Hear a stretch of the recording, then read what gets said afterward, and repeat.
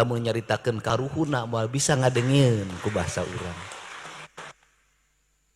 Gia sadaya para ketua, para wakil ketua dina dinten ieu aya dinu kabagjaan kamuliaan. Ari ukur gubernur dititah nyeun SK pengesahan operasional SMK mah ayeuna ge geus anggeus ge urang dianteurkeun.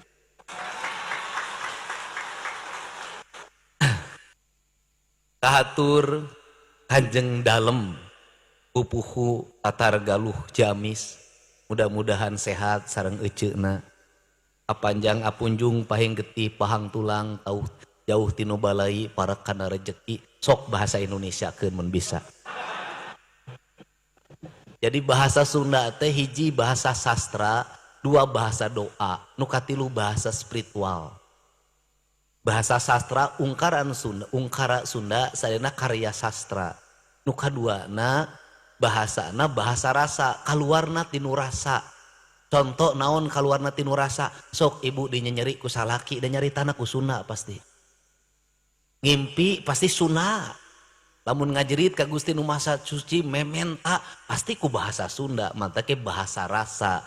Jadi nu tepi ka Gusti mah lain kalimatna, tapi esining kalimatna. Bahasana bahasa universal, eta bahasa Gusti, ai bahasa Gusti teh sarua. Naon esina bahasa Gusti mung hijinya eta bahasa kaikhlasan. Eta nu dugi mah.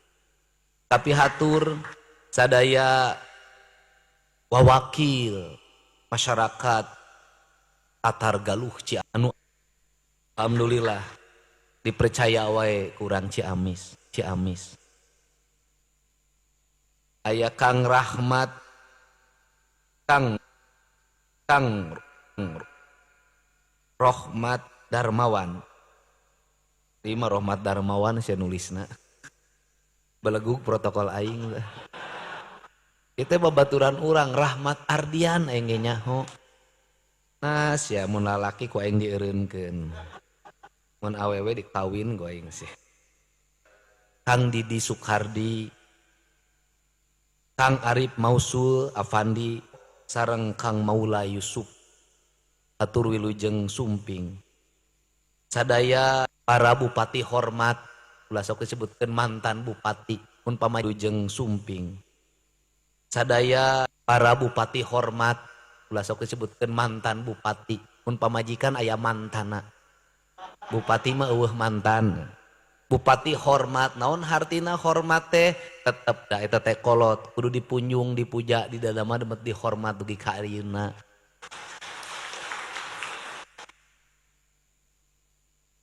Ditulis di protokol aing gitu ya. Pak Bupati hormat geus apal urang pangkon aya lah geus. Itu wilujeng hatur nuhun saha deui Bupati hormat teh sumping. Saha? Oh heeh Kang Iing. Wah CS alhamdulillah geuningan awet ngora Kang Iing teh nya. Alhamdulillah. Aya nu kamari teh aya PJ-an di dieu. Aya Pak Engkus wilujeng nya. Nuhun pangeunah-ngeunahna teh jadi PJ ngamodal henteu gaji sarua. Aya keprok lah urina ge. Bener teu? Pangeunah-ngeunah jadi PJ jeung anehna teh rakyat mah ka PJ mah tara protes. Tapi lamun ka bupati dipilih aya protes sabab naon aya pihak anu kecewa nu teu kapilih pasti neangan salahna. Ari PJ mah wae nu protes sabab eueuh lawan politikna. Wah ngeunah jadi PJ teh. Oh mau lamun jadi PJ na 5 tahun wah berkah pisan. Sadaya unsur pimpinan daerah, Pak Kapolres, Pak Dandim, hatur nuhun, Kepala Kementerian Agama, hatur nuhun, nitip, Tatar Galuh. Oge aya ieu tukang nginjemkeun duit tapi bungana mahal. Dirut PT BJB ya gitu alhamdulillah. Ngaku sia teh bungana mahal. Tapi mahal ge wayahna we diinjeuman. Oh mau anggota dewan. Urang ge nyaho pan.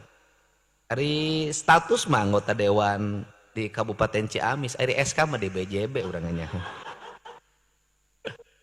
Mudah-mudahan we kayak peningkatan di tunjangan jabatanana. Pasti top up deui nginjem deui itu.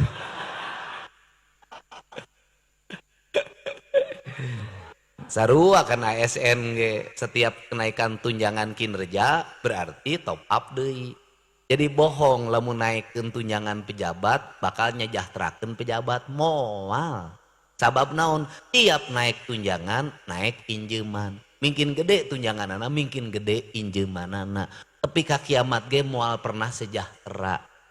Sabab naon? Sabab kahayang hanteureureureuh moro julang ngalepaskeun peus. Neangan itu ieu deui neangan aya eueuh deui neangan bener salah deui.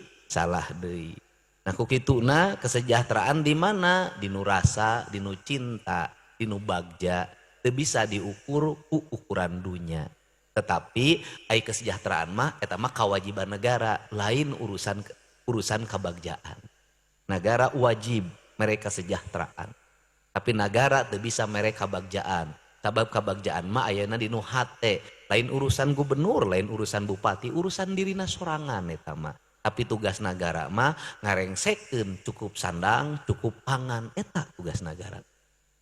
Dina danget ieu kuring kunaon cumaritana tidinya, sabab kieu kiai gede wae di Jawa Tengah nyaritakeun. Yen Tatar Galuh teh puseur peradaban di tanah Jawa. Di Tatar Galuh keluar para satria. Naon ari satria teh? Ari satria teh manusia pilih tanding anu hirupna teu mikir jeung dirina tapi mikir jang nagarana, eta satria. Sakali deui satria mah hirupna mikir jang nagarana, unggal poe dinu otakna nagara, teu mikir pamajikan, teu mikir anak, teu mikir golongan, teu mikir partai, nagara eta satria. Ari nu mikir jeung golongan, mikir jeung partaina eta mah wesa. Ari nu mikir jeung pamajikanana, mikir jeung eusi beuteungna eta mah sudra. Ari sudra kumaha? Ari sudra teh tingkatan manusia nu pangrendahna ceuk kebudayaan.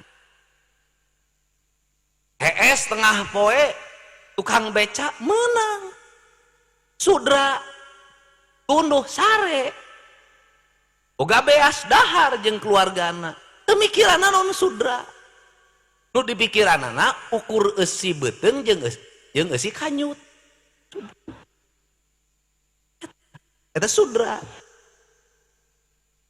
Nah ari wesa manggeus urusan nyaritakeun partai. Ari satria geus teu nyaritakeun golongan, geus teu nyaritakeun partai, geus teu nyaritakeun isukan rek jadi naon. Mantake teuneng ludeung. Kabayang lamun baheula para satria keur waktu perang ngelawan Walanda, dinu otakna isukan aing jadi naon. Wal merdeka.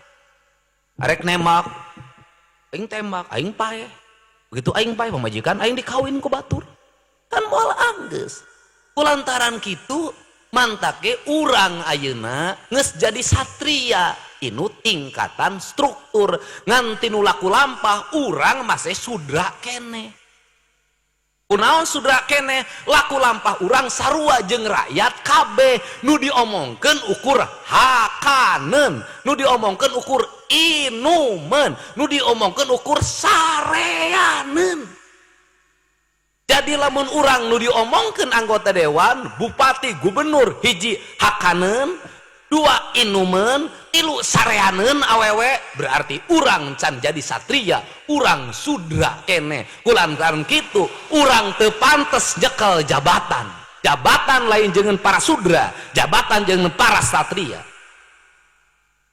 Kulantaran teuneng ludeung eueuh kasieun, naon kudu dipikasieun? Naon sabar teu kudu dipikasieun? Lamun pamimpin loba kasieun, pamimpin moal bisa ngawujudkeun pikiran jeung gagasanana. Kulantaran pamimpin kudu bisa ngawujudkeun pikiran jeung gagasanana, pamimpin mah beda. Beda cara daharna, beda cara sarena, beda cara lempangna, beda cara nyaritana, beda bajuna, beda cara hirupna, eta pamimpin. Sabab naon? Pilihan, ari pilihan mah beda, cek bias mah serahna.